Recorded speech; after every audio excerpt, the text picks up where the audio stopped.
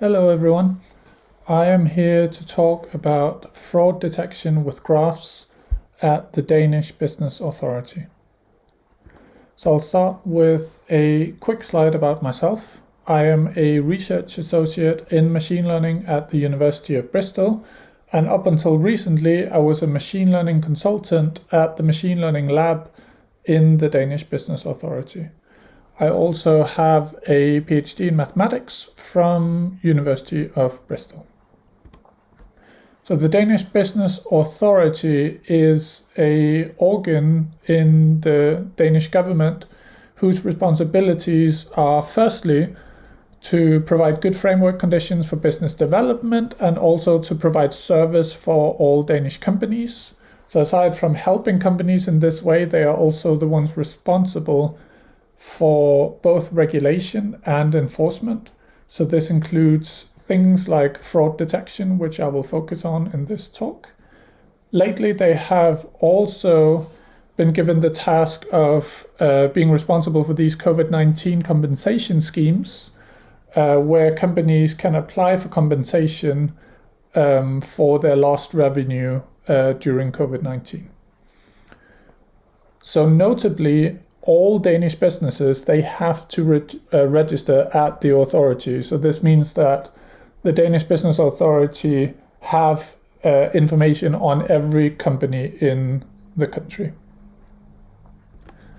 So the problem is that the state is divided into different areas of operation, each checking for adherence to their own rules within their area of responsibility. So for instance, the tax department is dealing with all tax-related rules and regulations, but the other authorities are not dealing with that.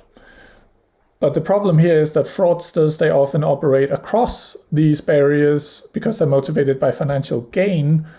So this means that within the government, no one is able to connect the dots. So this has led to the construction of the knowledge graph in the Danish Business Authority, where this knowledge graph is then the attempt to connect a lot of these dots. So this knowledge graph currently contains over or nearly 1 million companies. So these are both the current active companies, but also companies in the past. So the graph itself contains over 400 million nodes and over 700 million relations. So just to give you an idea of what kind of relations and nodes this entails or this includes, think of things like ownership of a company, like a person or another company could own a company, like who manages the company, which addresses are the company located at, both in the past and also currently. Who's doing the accounting for the company? How about the tax and VAT? What have they reported? I've mentioned case handling as well. So this is every time the company makes any change. This could be they have now hired a new director, like a new CEO, or changed their address or things of that sort, applied for Corona compensation scheme. This all gets handled through these cases, which I'll get back to as well. And we also have metadata, one of which could be the IP address of the computer used to submit a change in the company. Again, this could be change of address. For instance, they have to go onto a website where we register the IP address making the change. And this is just a small section of the data present in this knowledge graph. So this is all very huge and very abstract. So I want to just pick out a few examples just to give you a more concrete idea of what this graph can be used for. So the first example here concerns accountants. So there are a couple of different types of nodes on this graph. So we see firstly all the yellow houses, they represent companies. We see the pink document represents an annual report. The green person is the accountant who did the review of the annual report. And then the purple house or the pink house is just the accounting company in question, where the green accountant belongs to that company. So in the graph, in 4 hops, we could now go from a company to get all the associated companies, like the other companies that have the same accountant, or at least have used the same accountant. So this is just an example of seeing relations between companies that might not be immediate if one were to store data in a more traditional, like relational database approach. So one thing this could be used for, like these kind of relations that might be a bit hidden, is, for instance, whether a company is using a problematic accountant. So accountants, they have to be independent of the company whose annual report they are reviewing. So if one were to find connections between the accountants and the given companies, that might be problematic. So that's one way to find that out. We can also use historic data to see if the company previously has used a problematic accountant. And more generally, we can then start to calculate what is the average probability of fraud associated with companies connected to such a problematic accountant. So that is one example. Another quick example is on the left-hand side, this XML red node represents, say, a Corona compensation application in XML format. This concerns, so this is a kind of a relation chain that leads to the yellow house, again representing a company. So this is the company who applied for the compensation. The pink document on the right is again an annual report. So through these 4 hops, we can go from the specific Corona compensation application to suddenly also have direct access to the relevant features from the annual reports. So features that we could include could be key figures from the annual report, the reported turnover, and also we could look at abnormalities in the annual report if we compare it to data from annual reports from companies that have also applied to the same compensation scheme, say. So all of these things can then be used when we are looking for fraudsters concerning the Corona compensation scheme. So this has led to, so this knowledge graph has led to a very concrete data-driven risk score, or fraudulent score, if you will, which is currently in production at the authority. So this is a score that is calculated for every company that we are interested in, which is used to pick out the companies that we would be interested in looking at manually, like by humans. So I should note here that we don't use any of our machine learning models to make automatic decisions. Everything that we use it for is only as a tool to help filter out or help narrow in on the interesting or abnormal companies or behaviors out there. So to calculate such a risk score, we are using many different features. This is only a tiny fraction of the features that we're using. So this could be changes in company activity. I mentioned a couple of different ones previously. This could be change in the company's address. It could be new managers. It could be new owners.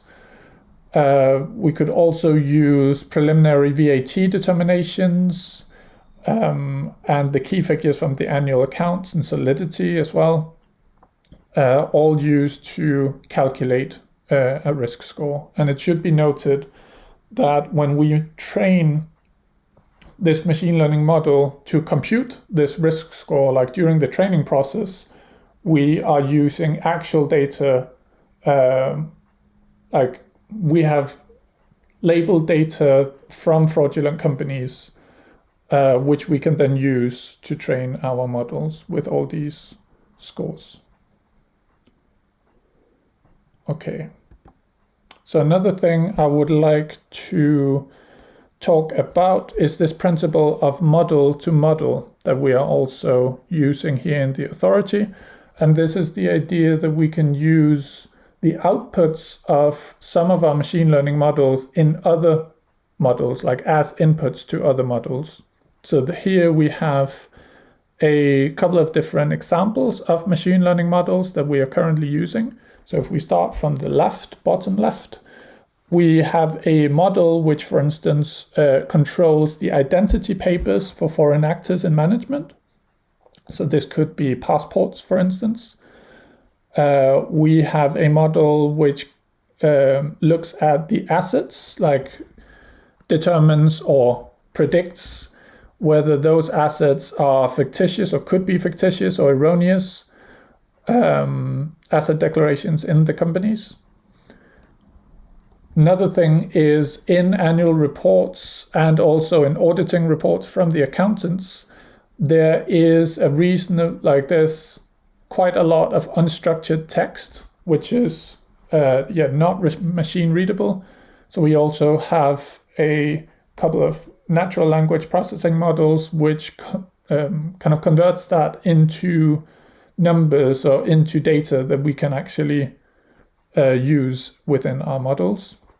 So all of this can then be used as a sort of a first line of defense to assess the risk of fraud for a company. So if we want to look at a toy example of this, just to give you an idea of how these models might be used together to compute a risk score. So say we're interested in this company in the top right, called the Pineapple Company. And this company here is managed by, well, management, and the director is a person called John. And we see that this John is also the director in a different management, which concerns this banana company at the bottom left. We also see that the banana company has another director whose name is Jill, and that Jill is a foreign actor who has an ID document, but our ID model predicts that this ID document is in fact fake. So that's one red sign or red flag. We also see that this banana company we predict that this banana company has fictitious assets, which is stated by this assets model. And lastly, on the top left, we also have our report model, which might predict that the annual report, there's something fishy going on there. There's some abnormal behavior. So all of these things can then jointly be used to assess the risk of fraud for the Pineapple Company, since it's not directly related to all these things, but it is related nonetheless through John. So that's an example. So next, I would like to talk about these COVID-19 compensation schemes that we have been working on as well, just for a couple of slides. So as we all know, in March 2020, the whole world went into lockdown. And in Denmark specifically, the government launched 4 compensation areas or 4 compensation schemes that allowed companies to get compensation for their loss of revenue, to cover employees' salaries and rent and so on. So this has resulted in over 200,000 applications, and this has meant that over 3.5 billion euros have been paid out in compensation. So a problem with this, to get this amount of application data in such a short amount of time, has been that there's not been enough staff to manually check every single application. So this means that there has been automatic controls where the machine learning lab was used or is still in use to automatically control or filter out, again, these corona applications or compensation applications that perhaps did not meet the requirements or were abnormal in some way. Of course, there are manual controls being done as well. So for these COVID-19 models or these compensation application models, we use features such as compensation cases that are related, and I'll get back to that on the next slide. Could also be the IP addresses used in the compensation, like which computer submitted the application. Application deadlines is a factor as well as compensation history of the applicant. It could be that they have previously applied 20 times to some compensation scheme, which might be a red flag. And also data from compensation applications, like how much revenue did they state that they have lost, and so on. So these all go into the machine learning models. So here's an example of all the related cases to a COVID-19 application. So we see the middle case here concerns a particular COVID-19 application for compensation. And then we might be interested in all the cases that are related to it, where here related means that the cases are directly connected with the same company. So this could mean that the company has applied for compensation schemes in the past. Could also mean that they have recently changed CEO or recently changed address or something of that sort. So all these changes the given company in question has made is just readily available for use when we are trying to predict the risk of fraud in this particular compensation. So another thing here when it concerns these COVID-19 applications are also the IP addresses that I mentioned. So here in the middle top, we have a COVID-19 application case again. All these purple circles are cases. If we are then interested in all the cases that have used the same IP address, then we get all these purple ones. So we see there are lots of related cases. That's roughly the same picture as we saw on the previous slide in the top middle.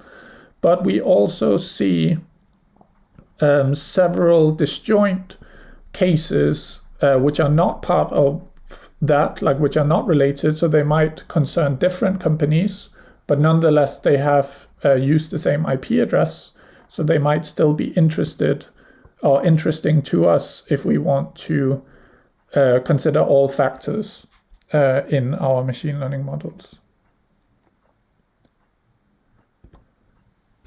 So as always, when working with machine learning models, and especially when working sensitive data, as we are here in the authority, we have to consider the ethics of it as well.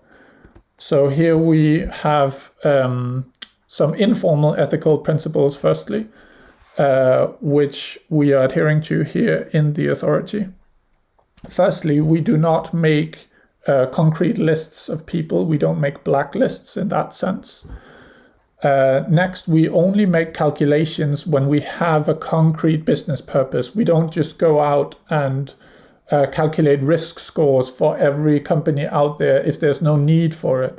Like the only reason why we would need to do so is if they, for instance, submitted a COVID-19 compensation application or directly related to one such, then it's related to controlling for fraud for this particular company.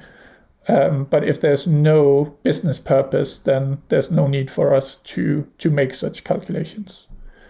We are also always checking that we are in fact hitting what we're aiming for. And we rely on data-driven ethics here. We do not necessarily rely on just good intentions. So I'll get back to what I mean by data-driven ethics on the next slide. Lastly, which are related to what I'm going to talk about on the next slide as well, is that we want to always be able to answer what models use which data for what purpose. So this means that we are always completely sure if we have data which contains sensitive information, we know exactly which cases, which business purposes that these pieces of data are used for, which makes it more accountable. So what we're talking about in data-driven ethics is that we are storing near real-time events. So here real-time means roughly a 20-second delay, like if a company changes owner or changes address again, or submits a compensation application, then these are almost immediately populated into the graph so that we are almost instantaneously able to act on it if there's something fishy going on. We keep all these event messages, like what triggered what and in what way, so that we are able to trace back exactly what caused the models in question to act or to give a certain prediction.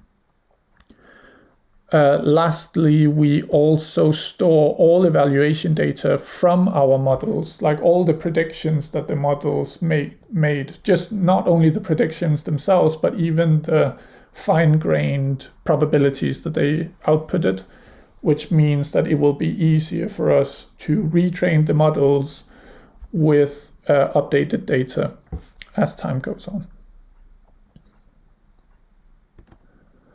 So the key takeaways, firstly, the principles is again that we connect authority data, like not just from the business authority, we have things from the tax authority as well, for instance. We are event-driven so that we are able to react in near real time, like it's updated almost instantaneously.